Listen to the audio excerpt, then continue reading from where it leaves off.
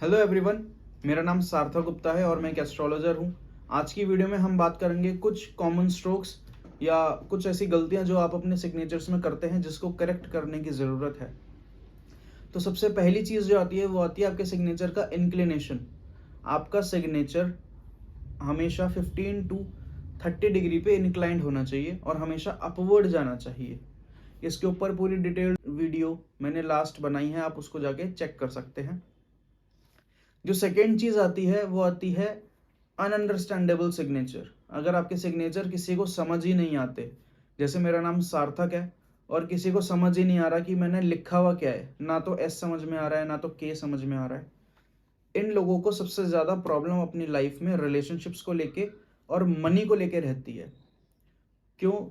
क्योंकि जैसे मैंने अपनी लास्ट वीडियो में समझाया था कि सिग्नेचर आपके सबकॉन्शियस माइंड का इम्प्रिंट है और आप जानबूझ के उलझे हुए सिग्नेचर करोगे तो आपका सबकॉन्शियस माइंड भी उलझ जाएगा, आपको चीज़ें समझ में नहीं आएंगी। अब इन लोगों से मैंने पूछा कि आप ऐसा क्यों करते हो, तो ये लोग कहते हैं कि सिग्नेचर को स्टाइलिश बनाने के लिए या फिर हमारे सिग्नेचर कोई कॉपी ना कर ले इस वजह से। लेकिन साथ ही साथ इन लोगों को मनी रिलेटेड इशू मैंने बहुत ज़्यादा देखा है। अब ऐसा क्यों होता है?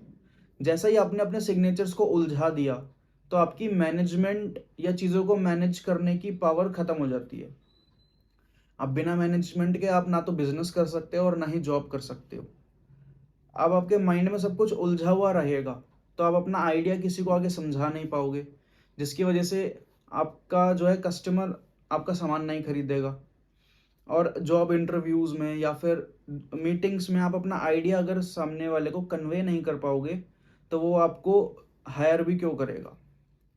तो आपका सिग्नेचर एटलीस्ट अंडरस्टैंडेबल होना चाहिए, लोगों को समझ में आए, तभी आप लोगों के आइडियाज़ को समझ पाओगे और उनको अपना आइडिया समझा पाओगे। तो नेक्स्ट स्ट्रोक है अंडरलाइन।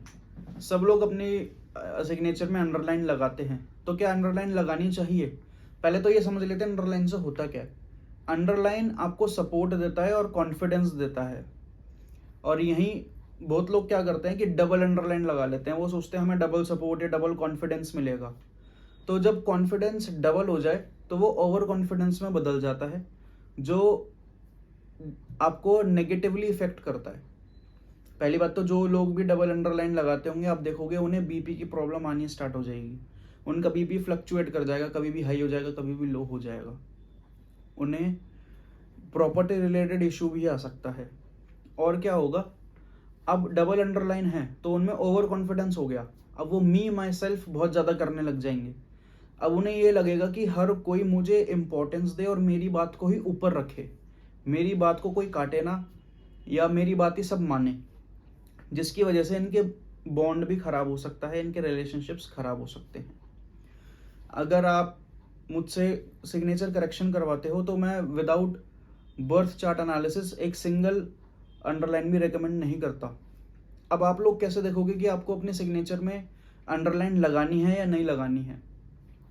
आप लोग देखो, अगर आपका हेयर फॉल हो रहा है और यहाँ साइडों से गंजापन आपको अगर आ रहा है तो आपको अंडरलाइन नहीं लगानी। इसका मतलब बर्थ चार्ट में आपका कॉम्बिनेशन वो खराब रिजल्ट दे रहा है और आपको अंडरलाइन नहीं लगानी। फीमेल्स के केस में जिस भी फीमेल के बाल थिन हो रहे हैं, पतले हो रहे हैं, उनको भी अंडरलाइन अपने सिग्नेचर में नहीं लगानी।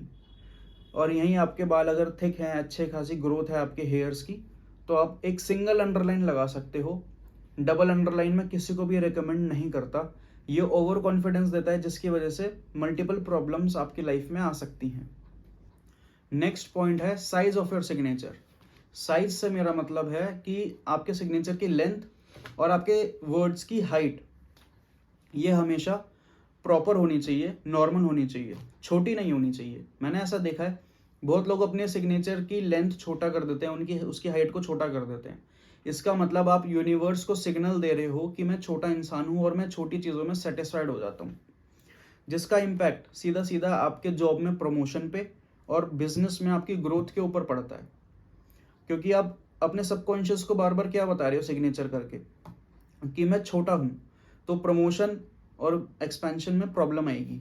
ऐसे लोगों को मैंने देखा है कि वो पब्लिक गैदरिंग्स या फैमिली गैदरिंग्स में अनईजी फील करते हैं या अपने आप को छोटा फील करते हैं, जिस वजह से वो अपनी बातें ज़्यादा किसी से शेयर नहीं करते, चुप रहने लग जाते हैं।